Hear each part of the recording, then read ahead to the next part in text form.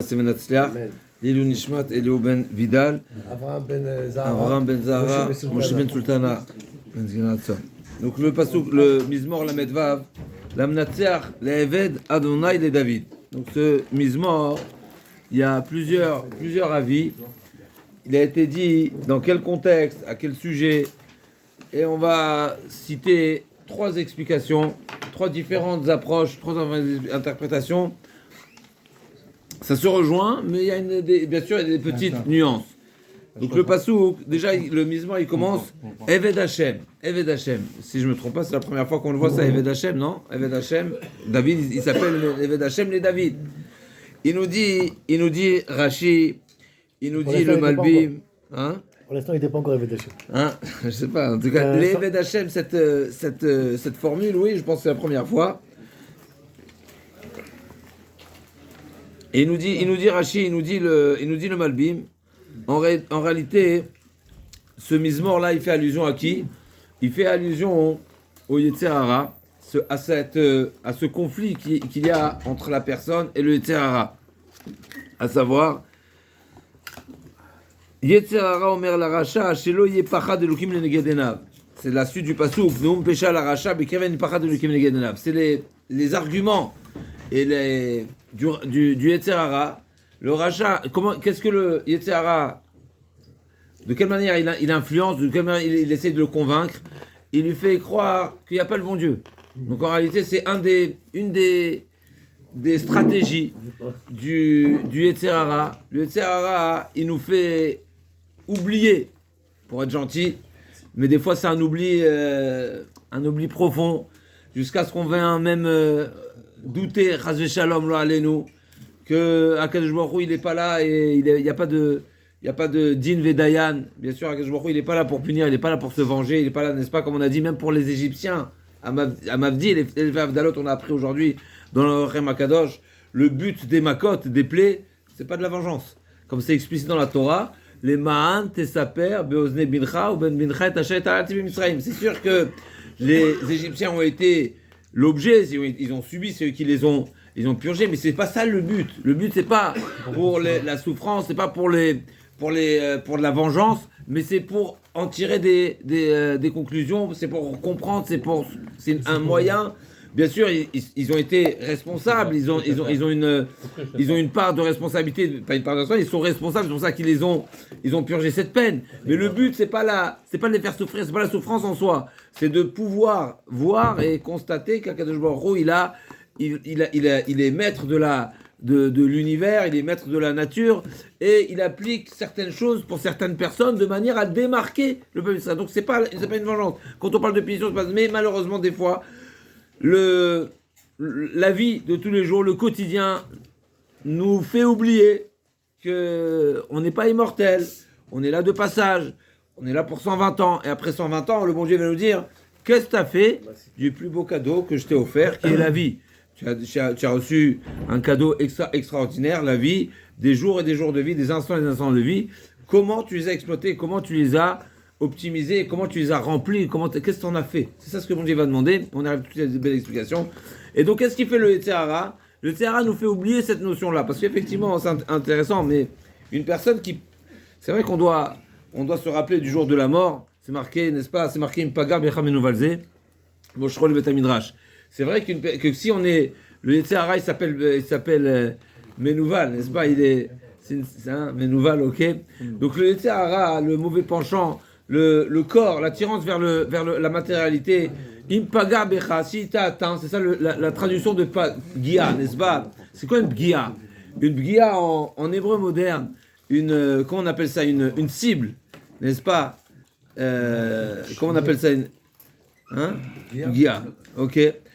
Touché, coulé, d'accord? Donc une pgia, impaga becha, vaivga bamakom, chazak uvar. C'est un terme qui est aussi employé pour la tfila. Ça montre que c'est une atteinte profonde, c'est comme une pgia, n'est-ce pas? C'est une cible, n'est-ce pas? C'est une balle qui a touché sa cible. Elle ne reste pas à la surface. Impaga becha menuvalze, moshrol betamidrash. C'est intéressant. Le Yetzer Hara, impaga becha menuvalze, moshrol betamidrash. On voit que la Gemara nous dit, si le Yetzer Hara, le mauvais penchant, il t'a atteint, s'il t'a atteint, Moshrol Betamidrash. On voit que la manière de le repousser, de le stopper, de le contrer, c'est pas en lui rappelant immédiatement la mort. Comme si que l'idée de la mort, c'est quelque chose qu'on laisse en dernier recours. Même si a priori c'est la plus grande évidence, c'est une stabilité. En réalité, c'est pas de cette manière-là qu'on est censé avancer. C'est pas en pensant à la mort, parce que si on pense à la mort, des fois, c'est au contraire, ça risque de nous déprimer. Razak, pour simplifier, ça va nous déprimer. Au contraire, c'est la dernière goutte de secours, effectivement. Mais en débat, oui, Razak, c'est juste. Mais celle-ci, elle est irréfutable. Celle-ci, c'est la meilleure, puisque le Yetzer Hara, on va le dire quoi? Parce que pourquoi il nous fait oublier qu'on doit rendre des comptes? Parce qu'on croit qu'on est immortel. Mais c'est pour ça qu'on voit dans les textes, n'est-ce pas, Bene Temuta. Shlomo Ameler répète souvent ce terme on le retrouve dans plusieurs citations. Bene Temuta, on est tous des mortels. En réalité, c'est quoi l'idée? Nous, on n'est pas sans avoir peur de la mort sur une certaine forme, mais dans un certain sens, oui, la mort, c'est un rappel. C'est un rappel qu'il y a un terme, et à terme, eh ben, il y a quelque chose qui se passe. C'est pas la fin de tout, c'est la fin de. C'est la deuxième mi-temps. C'est pas la deuxième mi-temps, n'est-ce pas? C'est le début on appelle ça de l'éternel, de l'éternité. C'est le début de l'éternité. Donc en tout cas, le Yetzer Hara, comme ça c'est marqué dans les textes de Radak, le Malbim, le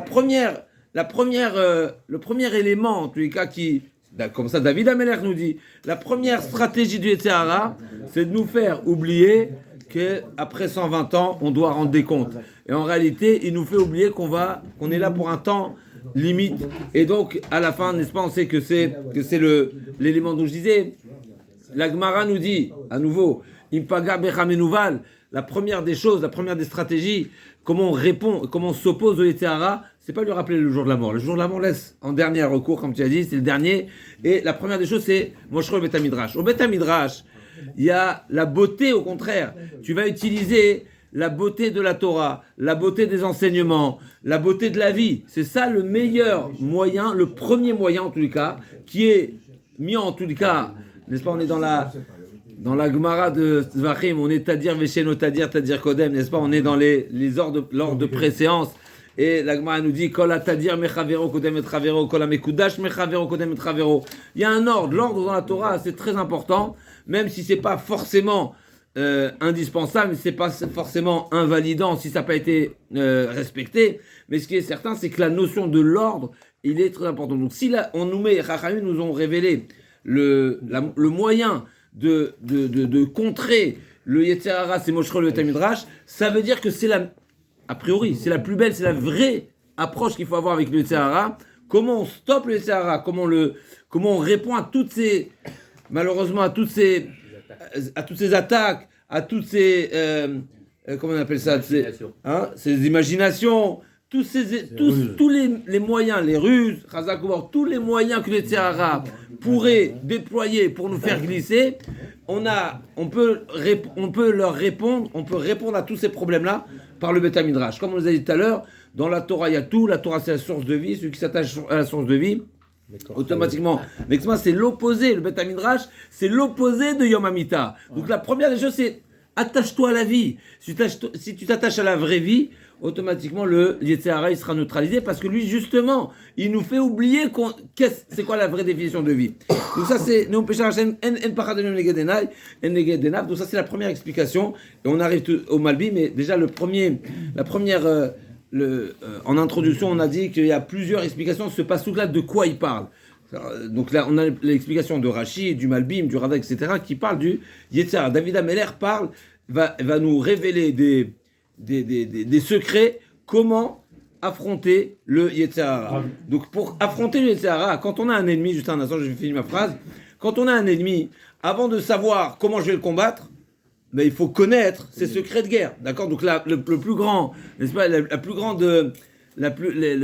un des, on va dire, des éléments les plus importants dans une guerre, c'est le renseignement, Razak ou Baor. C'est pour ça que là aussi, il faut connaître l'ennemi pour savoir quels sont ses moyens, quelles sont ses capacités pour se préparer en fonction. Donc d'abord savoir ce qu'est le Yetzer Hara, comment il nous attaque, et donc quels moyens on va utiliser pour lui répondre. Ouais. Et pourtant, le fait de répéter les mitzvot, c'est ce qui va permettre à l'homme de devenir, n'est-ce pas? Une fois qu'on le répète à plusieurs reprises, c'est ça ce qui va transformer la personne. En tout cas, donc ça c'est la première explication que le Mizmor, il parle contre les Tzara. Il y a une deuxième explication qui est du Sforno, qui nous dit c'est plus ciblé que ça. Bien sûr, on va parler du rachat et on va parler également du mauvais conseilleur c'est pour ça qu'on s'écarte pas tellement mais il y a quelque chose de particulier ici. Ça fait allusion à Achitophel.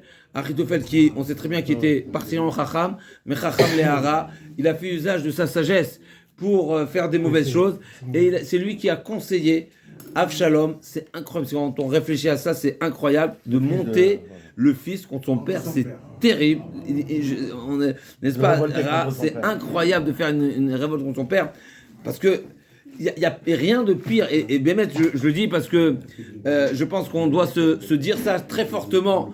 Parce que peut-être qu'on fait ça envers Hachem. Le père envers son fils, envers ses enfants, de manière générale, il est là pour tout leur donner. Pour leur donner tous les moyens pour réussir, que ce soit sur un plan matériel, que ce soit sur un plan psychologique, que ce soit sur tous les plans. Un parent bien constitué normalement, son cœur et son sérel, il est omnibulé il est complètement plongé dans sa famille. Et pour leur donner les moyens de réussir. Le fils qui vient se retourner contre son père, non seulement il n'est pas reconnaissant, mais, je répète toujours cette notion, mais il coupe la branche sur laquelle il tient. En réalité, malheureusement, c'est quoi le sentiment d'un père? Un père qui dit, j'ai tout fait pour. Non seulement j'ai pas le merci, non seulement j'ai pas la reconnaissance, mais en plus j'ai la rébellion. C'est une souffrance qui est lo alenu. Et d'ailleurs, David Améler, quand on lui a annoncé, n'est-ce pas, qu'il aura un rebelle dans sa maison, il a craint, il ne savait pas d'où ça allait venir. Et quelque part, c'est intéressant parce qu'on avait vu dans les Mizmorim précédents, quand Avshalom, il a été consolé que c'est seulement Avshalom parce que ça reste un fils. Et même un fils qui est rebelle, on est en train de dire l'inverse, on est en train de dire que la rébellion d'un fils c'est terrible. Et je dis imagine Achitophel, d'après le Sforno, qui est celui qui a conseillé à Avshalom de se rebeller contre son père. Je ne sais pas ce qui lui attend là-haut, n'est-ce pas, Achitophel? Qu'est-ce qui lui attend, n'est-ce pas, ce qu'il attend? On sait c'est ce qui est marqué dans la Gemara, c'est terrible, mais juste pour le sentiment de David Améler, là c'est David Améler, n'est-ce pas, qui parle du rachat et qui fait allusion à Achitophel qui a mal conseillé, de se rebeller contre son père, juste pour ne pas oublier, je vous rappelle, Achitophel, vous savez c'est qui Achitophel? Achitophel, c'est qui Achitophel par rapport à David? C'est un conseiller, Oui, mais plus que ça, il avait un lien de famille. C'est le grand-père de Bathsheba. C'est le grand-père de Bathsheba. Donc c'est son beau-grand-père. Pas votre beau-père, son beau-grand-père. D'accord? Donc c'est incroyable. Et il avait des niveaux. Et c'est lui qui a conseillé à Absalom d'aller incroyable. En tout cas, un Fumdaï, parce qu'il a appris une chose. Troisième explication qui nous amène le Rida à ce sujet. Il nous dit au nom des Gouré Hari, le Hari Harizal, n'est-ce pas, Rabbi Yitzhak Luria, il s'appelle Hari. Hari, c'est un lion. Et les lionceaux, comment on les appelle les lionceaux? Les Gourim. Gourari. Donc les lionceaux, c'est quoi? C'est les Talmidim du Harizal, on les appelle les lionceaux, d'accord? Et donc, au nom des Gouré Hari, il dit que ce Mizmor-là fait allusion à qui? À nouveau, ça rejoint, c'est la même idée. Ça fait allusion au Yetzer Hara qui a incité Chava à fauter. Donc à nouveau, on parle du mauvais conseil qui fait fauter. Donc Neum Pesha l'Aracha, Bekerev Liben Pachadelum Legedenav. Donc c'est à nouveau, on fait croire que le bon Dieu n'est pas là, que le bon Dieu, Chazé Shalom, ne va pas punir, que le bon Dieu n'est-ce pas, on va le ruser, Chazak, on va le ruser, le Yetzer Hara va essayer de ruser la personne en lui faisant croire que c'est pas exactement ça, c'est pas dans ce compte. Il y a des circonstances atténuantes. Aujourd'hui, tu peux le faire un petit peu, c'est pas très grave. Tout ça, c'est le Yetzer Hara. Et c'est ça, En Pachad Elohim Neged Enav. De cette manière-là, il essaie de faire fauteuil. Alors, qui echlik elav benav nimtzod avonisno. Alors, Là, on va passer à l'explication de Malbim et on revient avec le Yetzirah. Donc à nouveau, ça ne change pas. Est-ce que c'est un Yetzirah en chair et en os, ou bien c'est un Yetzirah qui est en nous, n'est-ce pas, qui est en chacun de nous, ou bien c'est le premier Yetzirah qui est le Satan, qui est le Nachash Akadmoni, ça revient au même. C'est un mauvais conseil. C'est le conseil du mauvais penchant, le conseil de celui qui veut faire tomber. Soit Achitofel, ça revient au même, ça change pas. De s'opposer à David Améler, c'est s'opposer à notre devoir aussi, nous, intérieurs, c'est la même chose, ça revient au même, puisque David Améler, n'est-ce pas, comme on a dit, David Améler, il fallait reconnaître la malchoute de David Améler, au même titre qu'il fallait reconnaître la malchoute de Yosef, c'est pas le sujet, mais en tous les cas, reconnaître la malchoute de David Améler, et donc, faire une rébellion contre David Améler, c'est ne pas se soumettre à la royauté. Si on ne se remet pas à la royauté de David Améler, c'est ne pas se remettre à la royauté d'Akadosh Baruch Hu. En tout cas, là, il va nous dire un chidouche magnifique, le Malbim. Mechila, ouais, je vais vous lire ce qu'il dit le Malbim. Le Malbim nous dit, il y a deux avis. Quel est le sens, quel est l'esprit, quelle est la pensée qu'il faut avoir quand on accomplit les mitzvot. Alors, je ne sais pas exactement si c'est selon des niveaux, si c'est selon un procédé, donc si c'est un ordre chronologique, ou c'est les deux à la fois, ou Aniloïda Bediouk. En tout cas, je vous lis ce qu'il dit. Ki bichla la mitzvot, je vous lis la phrase. Ki bichla la mitzvot vazarot, dans l'ensemble des mitzvot, donc ce que Akadosh Baruch Hu nous ordonne, que ce soit à accomplir positivement ou à ne pas transgresser, n'est-ce pas, Zarot.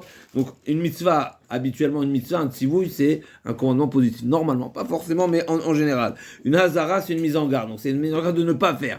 Donc, dans l'ensemble on sait que la Torah, elle est composée, il y a sur les 613 mitzvot, il y a 365 commandements interdits et 248, pardon, Mechila, 248 commandements positifs. Injonction, Razak. Et donc, il nous dit comme ça, Yesh lanu yeshte deot. Donc, il y a deux avis, deux idées. Yesh omrim, shenyan la Torah va mitzvah. Certains pensent que la notion, l'idée, ce qu'il faut penser quand on accomplit les mitzvot, ou ce qui doit nous motiver peut-être, ou l'idée essentielle, c'est un petit peu délicat ici, c'est à l'image d'un roi qui ordonne à ses serviteurs, tu dois faire ce qu'on t'a ordonné. On t'a ordonné, tu fais, point barre. C'est le roi des rois qui t'a ordonné, tu fais, point. C'est un ordre, mais quelque part, c'est pas la motivation ou l'idée. Et bien, il y a un omeg baiser, parce que même si, à nouveau, c'est peut-être qu'il fait allusion à cette fameuse discussion qu'il y a dans les Rishonim, est-ce qu'on développe et on détaille et on s'intéresse à approfondir dans le Ta'am HaMitzvot. On sait que c'est un sujet qui est discuté dans les Rishonim. Est-ce qu'on s'efforce à comprendre le goût qu'il y a dans la mitzvot? Le Ta'am, c'est l'explication, c'est le sens, mais ça peut être aussi le goût. Est-ce qu'on s'efforce à développer et essayer de comprendre et de saisir le sens de la mitzvah? On dit assez d'abord. Et après on dit c'est pas le Naaseh Venishma, c'est-à-dire dans ta démarche. Mais c'est sûr que tu fais. Fais même si tu comprends pas. Fais même si tu comprends pas. Le sujet n'est pas là. Une fois que tu fais, maintenant est-ce qu'il y a une idée, une perfection d'aller jusqu'à comprendre et donner un sens à la mitzvah ou pas?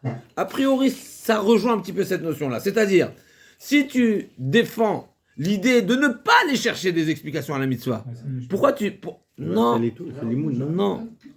c'est pas Naaseh Venishma. Naaseh Venishma, c'est-à-dire, tu fais avant de comprendre. Ça ne veut pas dire est-ce que tu dois aller comprendre le sens. Naaseh Venishma, c'est-à-dire que tu ne vas pas faire dépendre la réalisation, l'accomplissement des mitzvot à la compréhension. Là, on parle d'autre chose. Est-ce que tu vas aller chercher un sens logique, compréhensible de la mitzvah ou pas? Si tu vas dans l'idée qu'il faut aller chercher un sens, une idée, une logique, une raison, c'est qu'en réalité tu limites et tu conditionnes la mitzvah quelque part, même si tu vas la faire sans comprendre. Mais en réalité, tu vas dans le sens, tu vas dire, moi je ne l'ai pas compris, mais il y en a d'autres qui comprennent, mais en réalité, c'est l'intellect humain est censé comprendre. Pourquoi? Parce que la mitzvah, elle était donnée à un homme qui est censé la comprendre. Donc en réalité, tout est dépendant de la compréhension. Dépendant, en tous les cas, c'est le but de la compréhension. Et on y arrive tout de suite, c'est comme une ordonnance. C'est ça la deuxième facette. La première façon de voir les choses, c'est quoi? Le bon Dieu t'a ordonné, tu fais. Point, barre.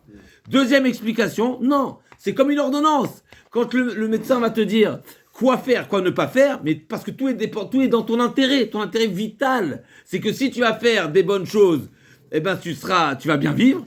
Et si tu vas faire des mauvaises choses, tu vas pas faire les bonnes choses ou tu vas pas faire les bonnes choses, eh ben tu vas crever.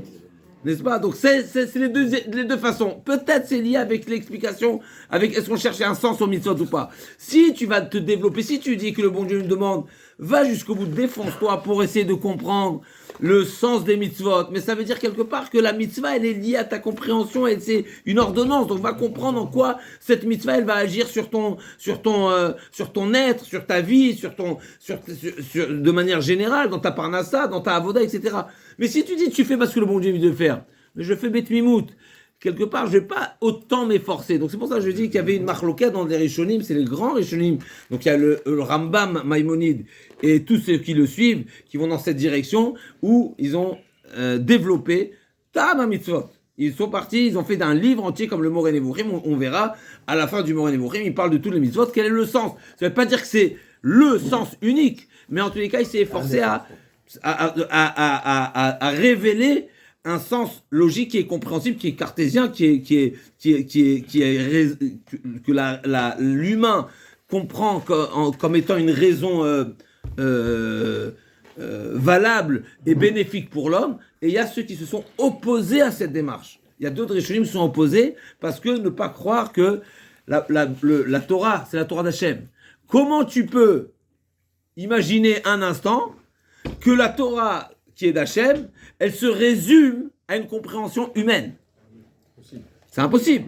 C'est pas, en tout cas, c'est difficile. Alors, Bémet, c'est pas forcément. On va dire que c'est ça la vraie. Voilà, c'est pas ça la vraie raison. C'est pas ça la seule raison. C'est Gavois. Et Bémet, comme on a dit tout à l'heure, Sod Hachem Liréab, il y a des sodotes. Et les sodotes, ils sont pas livrés à ceux qui s'investissent, ceux qui, au Chachamim, non, au Yaré, ceux qui craignent Hachem. Parce qu'en réalité, si tu résumes la Torah au niveau humain, c'est pas la mida de Yaré. Tu dis que c'est à moi la Torah. C'est vrai que la Torah, le bon Dieu nous a donné la Torah, mais ça reste toujours la Torah d'Hachem.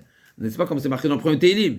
Torah Hashem, Chefso, Uftorato et Valayla. Il y a deux étapes. Il y a d'abord Torah Hashem. D'abord, il faut accepter que c'est la Torah d'Hachem. Donc c'est ça la première façon de voir les choses. Donc on revient au Malbim.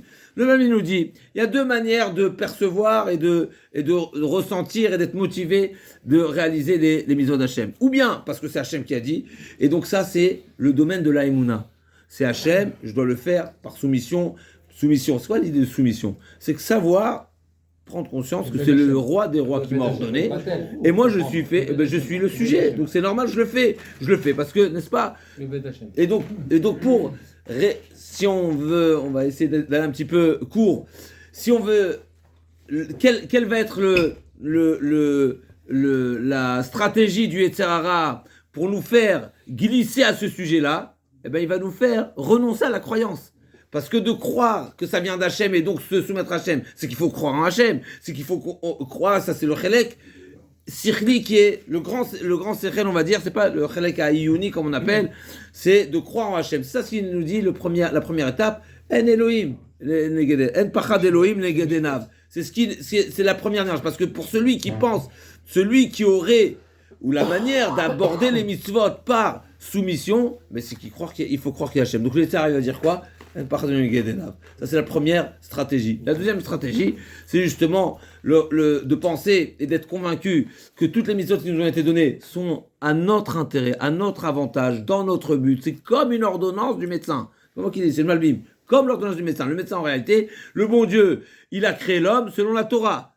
C'est-à-dire que l'homme est conditionné, en tous les cas, il est dépendant des règles de la Torah. Donc s'il n'observe pas la Torah, ben c'est tout simplement que tu es en train de manger du poison. Quand on mange du pas caché, ça ne veut pas dire qu'on a mangé du pas caché. Ah ouais, non, tu as mangé du poison. Ah, on voit pas que c'est mortel immédiatement. C'est ça le problème. C'est ça le problème. C'est ça ce que Hachem a voulu, justement, et d'ailleurs on va le voir dans la suite, faire en sorte que la punition ne frappe pas immédiatement. Parce que si ça frappait immédiatement, il n'y aurait plus de libre arbitre. Si on voyait l'effet immédiatement, mais il faut savoir que c'est comme du poison. N'est-ce pas? C'est la réalité, c'est ça ce qu'il faut se dire. C'est comme du poison. Et on va voir un chidouche du chida qui est encore pire que ça. Excusez-moi. La Gemara a dit pourquoi c'est pas marqué le tam des mitzvot? Chachamim nous disent, Akshem a dit, je vous ai dit 2 tamim dans la Torah sur 2 mitzvot. Et les tamim que je vous ai dit, ça vous a fait fauter. L'une d'entre elles, c'est quoi? Le harbelo nashim. Mais qu'est-ce que vous avez le harbelo? Etc. Pour le roi. Le roi, c'est marqué, c'est une interdiction, cette limitation d'avoir un certain nombre de femmes. Donc pour le roi, c'est maximum 18 femmes, pour ne pas que les femmes lui tournent la tête. Qu'est-ce qu'il a dit Shlomo HaMelech? Shlomo HaMelech a pensé, peut-être à juste titre, mais le résultat n'a pas été à son avantage. Il a pensé, moi je vais être marbé, si la Torah m'a dit de ne pas être marbé, c'est pour ne pas fauter, pour ne pas glisser. Donc je suis limité à 18 pour ne pas fauter. Moi j'ai les capacités, justement je vais prendre plus de femmes et je suis certain que je ne vais pas fauter. Et malgré tout, c'est marqué qu'à la fin de ces jours, ces femmes l'ont fait déraper. Comme quoi, voilà, il y a quelque chose ici. Donc la Torah dit, vaut mieux ne pas dire. Si j'avais pas dit le tam, velo asur et levavo, d'accord, si dans la Torah n'avait pas précisé la raison et la problématique il aurait été protégé. Maintenant qu'il y a eu le ta'am, ça a fait fauter. Donc il nous dit le Malbim, pour poursuivre le Malbim, la première stratégie, c'est en pachad Elohim legedenav. Deuxièmement, la suite c'est quoi? Ki ichlik elav be'enav limtso avono lisno. Il nous dit la deuxième partie, donc selon la deuxième vision, que toutes les mitzvot, elles sont les toilettes, elles sont à notre intérêt, elles sont à notre avantage, elles sont pour notre bien-être. Alors il dit, Echlik elav be'enav. Et c'est quoi Echlik? Il fait glisser, il dit, tout va bien aller, tu peux, ça te fera pas de mal. Prends un petit comme ça, ou un petit comme ça, ou un... Tout va, là, t'inquiète pas, t'inquiète. Détente, exactement, tout va bien. Roule, mets de l'huile, roule. C'est ce qui est marqué. Echlik be'enav. Il dit, ça glisse. Ça roule, c'est plat, n'est-ce pas? Tout va bien se passer. Tout va bien se passer. Avec sa logique, Mar-elo a sechel ha-ma'asi. Donc il y a le sechel, quand on parle de sechel, il y a le sechel ha-iyuni. Quand on parle du sechel ha-iyuni, on fait allusion au côté philosophique, on va dire, de penser à Hachem, etc. Sechel ha-iyuni, iyun. Tout est iyun. Iyun, c'est s'investir, c'est être maïen, c'est aller jusqu'au bout. Mais il y a le iyun et le iyun. Il y a le iyun, ce qu'on appelle le iyun, de quelque chose qui est abstrait. Et quand on parle de quelque chose qui est concret, qui est palpable, qui est voilà, alors on parle c'est un sechel ma'asi, une chose qu'on peut prouver. Alors c'est pas du iyun, n'est-ce pas? Un théorème qui s'explique, qui se prouve. Alors c'est ma'asi. C'est pas du iyun. Du iyun, c'est quand ça reste du iyun. Ça veut dire quoi du iyun? Ça reste une idée, ça reste une philosophie, ça reste quelque chose qui ne se prouve pas. D'accord? La science, par définition, alors, ok, sans rentrer dans cette niche, mais en tout cas, c'est pour ça ce qu'on appelle sechel à iyuni et à maasi. Il y a la sagesse qui reste philosophique, qui reste dans l'idée, qui est dans l'esprit, et il y a ce qui se prouve à travers toutes sortes de réalités. Et donc, il lui dit, Echlik be'enav, il lui a plani, comme c'est marqué, Shlomo HaMelech, il nous dit que celui qui boit, tout lui paraît, vers Rassim le Michor, tout lui paraît plat, tout lui paraît droit, il n'y a plus d'interdit, il n'y a plus de ralentisseur, n'est-ce pas? Tout lui paraît autorisé. Limtso avono lisno.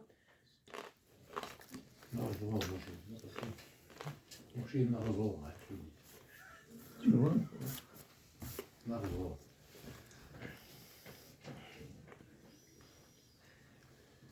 Dans les différentes chitotes d'approche quand on utilise la Torah, je veux dire. Donc on a dit Neum Pesha En Elohim Negedena, et deuxièmement Ki Echlik Elav Be'enav Limtso Avonu Lisno. Divrei Piv Avenu Rima Chadal Eski Leitiv. Encore un chidouche magnifique ici à ce sujet. Il nous dit qu'est-ce qu'il nous dit ça où j'ai souligné? Il nous dit Ouais, je le fais moi, je le fais. Voilà, c'est ça, tu l'as compris. Justement pour pas... Magnifique, le Malbim il nous dit comme ça. Il nous dit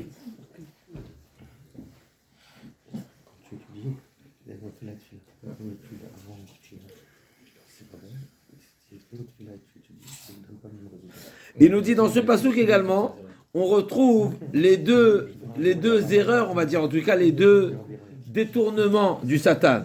Divrei piv avenu mirma, première chose, donc par rapport à la première idée par rapport à la première approche, par rapport à la première, approche des mitzvot, qui est de croire en Akadosh Baruch Hu, alors il va être là à nous dire des âneries, Aven ou Mirma, comme on sait que pour le Nachash HaKadmoni, n'est-ce pas, qu'est-ce qu'il est parti dire à Chava, que Akadosh Baruch Hu, Chas v'Shalom, lui-même il a mangé du Etzadat, c'est comme si il est devenu créateur, une énormité, c'est quelque chose qui n'a ni queue ni tête, n'est-ce pas?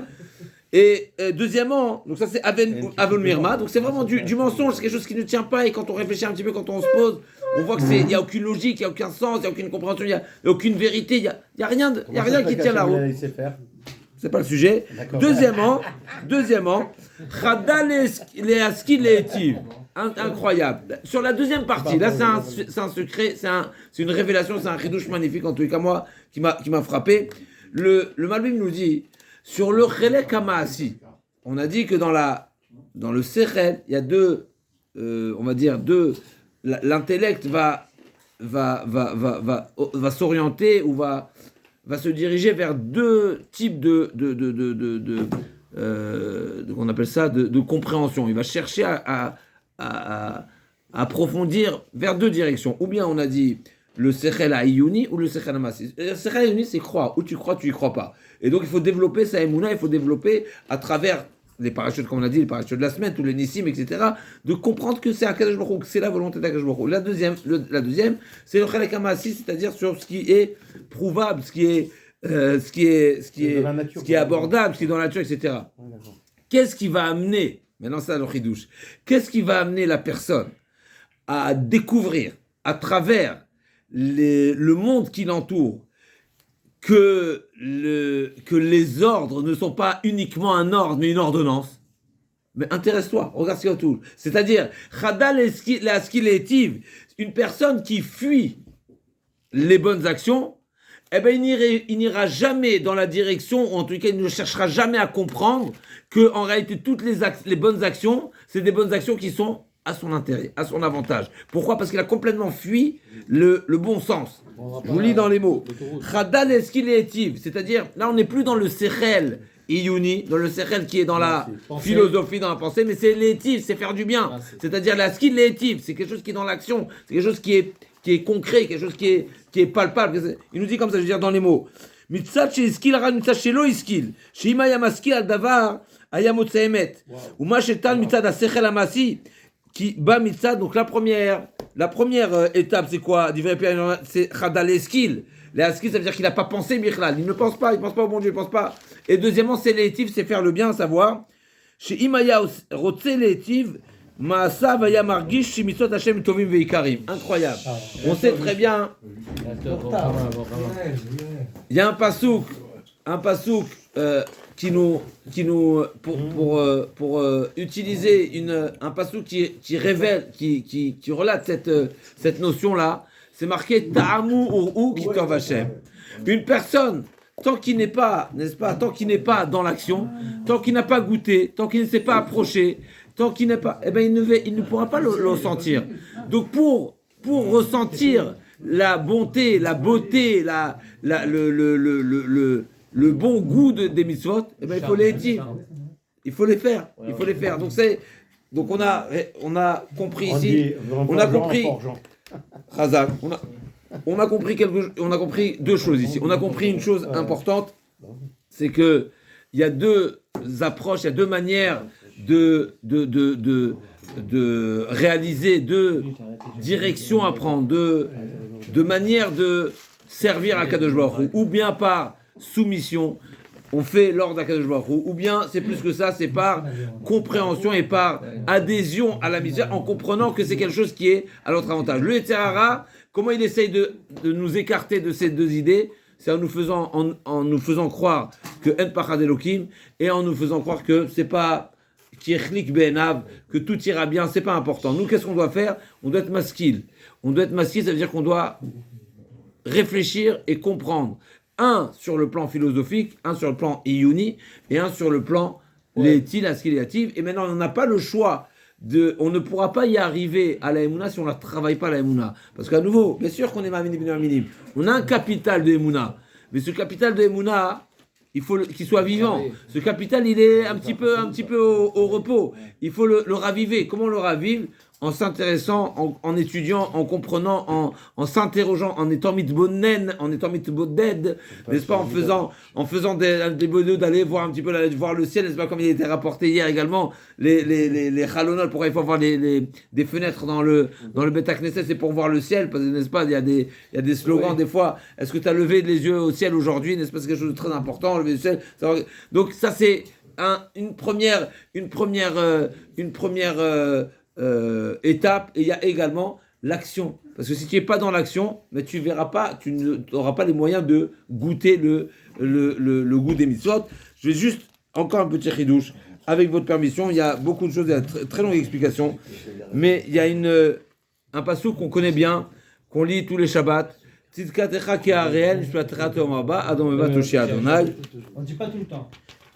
D'accord, tu as raison, je suis d'accord. Quand il n'y a pas Tachana. Alors, voilà, juste un chidouche magnifique du Chida. Le Chida, un chidouche magnifique. On va s'arrêter sur ce chidouche. Allez, Redouche. Adam ou Bemat Oshi Hashem. Alors, Bemat, il y a plusieurs explications, juste vraiment chidouche avec une pépite magnifique. Il nous dit, le Rambam, dans les halachot, on est dans Kodashim, il nous dit, le Rambam, à la fin de halachot de Kil'aim, un chidouche terrible. On sait qu'une Behemat sous la Mugdashim. C'est quoi une Behema Psula Mugdashim? C'est une bête qui a été sanctifiée pour être un korban. Et ensuite, pour une raison ou pour une autre, elle n'est plus offrable. Par exemple, elle a eu un défaut. Elle a été cognée, n'est-ce pas, les bouts qui se sont rentrés l'un dans l'autre, et il a fait un œil, voilà, ok. Ou bien une patte cassée, exactement. Un moum, en un mot, un moum. Donc elle devient invalide. Qu'est-ce qu'on fait de cette bête-là? C'est ce qu'on appelle Psula Mugdashim. C'est une bête kadosh qui est devenue invalide. Donc une fois qu'elle est invalide, on la rachète. Maintenant, c'est quoi le statut de cette bête? Un chidouche terrible. Il nous dit le Rambam. Cette bête, elle est comparable à un croisement. C'est-à-dire qu'en elle a une partie kadosh, elle a une partie pas kadosh. Et donc, on ne pourra pas la coupler. Comme ça, je vous lis la lacha dans le Rambam. C'est les chonos. Behemat psule mukdashim. Afal piche ou goufechad, même si en réalité, c'est une entité, c'est une bête, c'est une vache, c'est un mouton, c'est une bête, c'est une entité. Asaha katuv kishne goufin. La Torah l'a considéré comme si ça en était deux. Pourquoi? Le Rambam, Maïmonide. La Maïmonide, d'accord. Asaa, dans les halachot de Kilaïm. De même qu'on sait qu'il y a un interdit d'accoupler deux types de bêtes, et bien là aussi pareil. Pourquoi? C'est pas deux entités physiques, mais ça a le statut de deux entités. Elle a deux noms. Elle a deux êtres en réalité. Même si extérieurement, on le voit comme étant une seule. Et donc là, ici, juste pour revenir au sujet précédent, on voit que l'idée de Kilaïm, c'est pas comme on l'entend.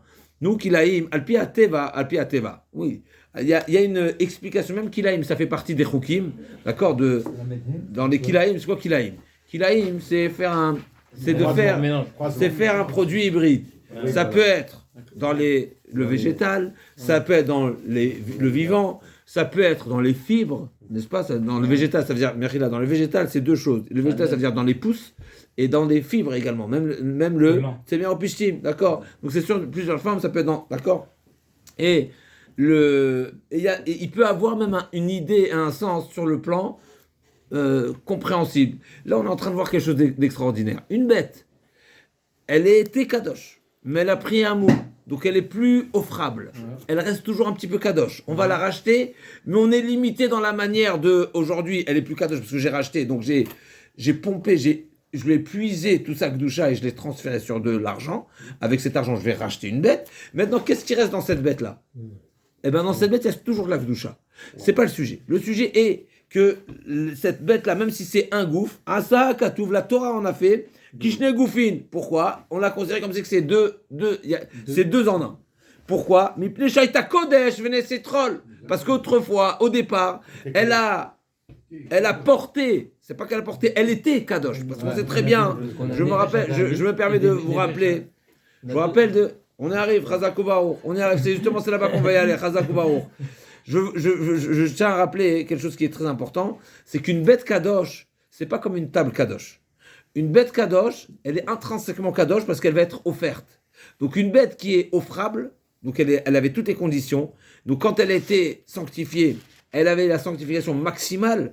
Donc son ADN, il a changé. C'est devenu un korban. Maintenant, elle a pris un moum. Eh ben, c'est un problème.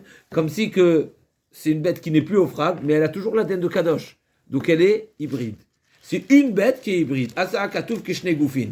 Même si, pourquoi? Parce qu'à un moment donné, elle a pris un nom, elle a pris un statut, elle est devenue Kadosh, qui va servir pour être un korban sur le misbéar. Après, il y a eu un accident. Mais cet accident-là n'est pas en mesure de la vider totalement. D'ailleurs, c'est aussi un message pour nous. Nous, on est béné Israël. Israël a fait le pichechata, Israël. Ou pourquoi?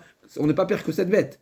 C'est ça, Adam ou Bematoshi Hashem. On n'est pas pire que la bête, à savoir, de même qu'une bête qui était sanctifiée. Nous, on est les enfants d'Abraham Israël Jacob. On était Kadosh, donc on est de naissance, Béni Becho Israël. On sait que le Ben, d'accord, c'est aussi un enseignement de Makat Bechot. Le Ben, le Bechor, il est Kadosh Merechem. Avant de naître, il est déjà Kadosh. Nous, on est les Bechor d'Hachem. Pourquoi? On est le peuple qui est Bechor. De naissance, déjà, on a la Gdusha, parce qu'on est les enfants d'Abraham Israël Jacob. Je vais faire une parenthèse. Donc, on revient. Donc la Torah, Vekodesh Boravim Leze, Venimtset Behemazou, il nous dit le Rambam, toujours c'est les mots du Rambam, Venimtset Behemazou, Ke Behema Temea Im Torah Meoravim Kechad. C'est comparable à une bête qui est hybride, moitié tamé, moitié taor. Donc tu ne peux plus la coupler, parce qu'elle a les deux statuts. L'efficace. Même s'il la rachète. Oui, ça a vérifié, mais je crois que oui. Ça a vérifié. On ne peut rien faire avec. Mais qu'elle devient ça? S'il la rachète, ça devient. Si, je peux la consommer, mais uniquement. Je ne pourrais pas travailler. C'est-à-dire, tout la Mukdashim, une bête qui était Kadosh, donc une bête qui était offrable, qui a été sanctifiée, et qui est devenue non offrable parce qu'elle a un moum, par exemple, eh ben, elle devient soulée à Mukdashim. Elle devient un Kadosh pas soul, un Kadosh non offrable. C'est une bête Kadosh. J'ai une seule chose que je peux faire, c'est que je peux la consommer. Mais je ne pourrais pas la faire travailler. Et donc c'est marqué ici, alors il faut revérifier dans le Rambam si c'est de ça qu'on parle ou pas, mais ça ne change pas. Et donc c'est marqué l'effikar achoresh beshor psula Mukdashim o amarbia, donc celui qui utilisera cette bête-là et il va labourer avec cette bête. Harezeloke mishum kilaim, un chidouche terrible. Il transgresse l'interdit de kilaim. C'est une révolution ce chidouche-là. Et là c'est pas, on n'est plus dans. Là, si on résume ce qu'on a vu tout à l'heure. Pour conclure, midin ze yesh lilmod musar gadol la adam. À partir de là, il y a un grand enseignement, une grande règle de moussar, on a traduit moussar, de bonne conduite à prendre et de morale à comprendre, à appliquer pour l'homme, à savoir Share shop tout la mukdashim afshu gufé khanesa ki kodesh vechol meoravin kilu em shte gufin bema temeim teora. Si déjà une bête qui bien sûr c'est un korban, c'est magnifique, mais c'est qu'une bête. Une fois qu'elle est devenue invalide, elle est comparée comme deux bêtes. Ben, l'homme aussi pareil. L'homme, il est plus encore que la Béma. Beaucoup plus que la Béma. Le tzaddik, il est beaucoup plus. Alors, la Tmima, c'est pas seulement Yitzhak, bien sûr, c'est pas particulier, c'est particulier. Mais le tzaddik, c'est plus qu'une Ola. La Tmima, c'est pas une Ola. Une Ola, c'est une bête. Là, c'est pas une bête, c'est un homme. Donc, c'est bien plus Kadosh. Donc, Chaz v'Shalom, celui qui s'invalide, le Allénou, il invalide une partie de son corps. Il fait n'importe quoi avec une partie de son corps. Chaz v'Shalom, mais c'est comme si qu'il était Kilaïm. Et donc, Misé Yadoun Choté, des gammes, c'est ce qu'on disait tout à l'heure. Des gammes, on a commencé à dire, c'est pas seulement d'étudier la Torah, c'est de devenir Torah. Donc si on étudie la Torah, mais malheureusement, notre corps n'est pas, il risque d'être kilaïm, il risque d'être hybride. Et s'il est hybride, c'est un problème. Des gammes, Liesh biado Torah ou mitzvot, Asa kodesh chol bechatato. Avec la faute, on a rendu notre corps qui était kadosh au départ, on l'a rendu chol, on l'a rendu invalide, on l'a rendu pas offrable. Et donc c'est mélangé, c'est bervouvia. On est obligé d'être hybride l'homme par sa création. Ve kodesh, atamevator yardam. Et donc, ve ukeshor tulam mukdashim kulevado ou kilaim. D'accord? Il y a encore encore plusieurs lignes dans le Chida, mais juste on va finir. Qu'est-ce qu'il dit David Ameler? Adam ou Bematoshi Hashem. Même si on est hybride, on n'est pas Behema et Behema, on est Adam et Behema, on est un hybride terrible. Toshi Hashem, Akadosh Baruch Hu, il peut accepter notre tchouva, il peut accepter Chazak, mais même si on est Adam ou Behema, donc c'est incroyable. Cette explication, il nous dit quoi? C'est pas Adam ou Behema. Il y a une Gemara juste pour dire l'autre explication qui est Adam ou Behema. La Gemara elle ramène comme ça, je vais vous lire une Gemara. La Gemara a dit qu'une fois, je vais vous dire, Alexandre Mogdon, il est venu, il est rentré dans une ville et il a vu que c'était c'était pas une bonne, il n'y avait pas une bonne conduite. Il lui a dit comme ça, il lui a dit, pardon, l'inverse, c'était le Melech de Hodou qui a dit à Alexandre Mordon, il lui a dit, est-ce que le soleil brille chez vous? Il a dit, bien sûr, c'est quoi ta question? Et il dit, il n'y a plus chez vous? Il a dit, bien sûr. Alors il a dit, Dilma, peut-être que chez vous, il y a du bétail. Amar Lehin. Il a dit, oui, bien sûr, il y a du bétail. Il a dit, eh ben, c'est peut-être grâce au bétail que vous avez le soleil, que vous avez la pluie. Adam Uvema Toshi Hashem. C'est des fois, c'est Akadosh Baruch Hu, il applique la bracha et l'abondance pour la Béma. D'accord, ça c'est une explication. Là on est en train de dire pas du tout. Adam ou Béma, un homme qui est Adam ou Béma, Toshi Hashem, que je me retrouve avec Bezrat Hashem, nous faire sortir de ce qu'il a là, pour être Makdish, pour être Mekadesh, son gouffre totalement, pour avoir un corps qui est totalement au service d'Hachem, jusqu'au du plus loin cheveux jusqu'au bout des ongles, Amen. entièrement consacré à Hachem. Amen, Keneraton, pour ne pas qu'on soit Kilaim, parce que si on est Kilaim, Chaz Shalom, alors on ne peut rien faire. On peut rien faire. C'est on est complètement à côté. Alors il faut. Hein? Non, il a dit merci à toi. Oui, mais il faut être Mekadesh son corps. Amen, Keneraton.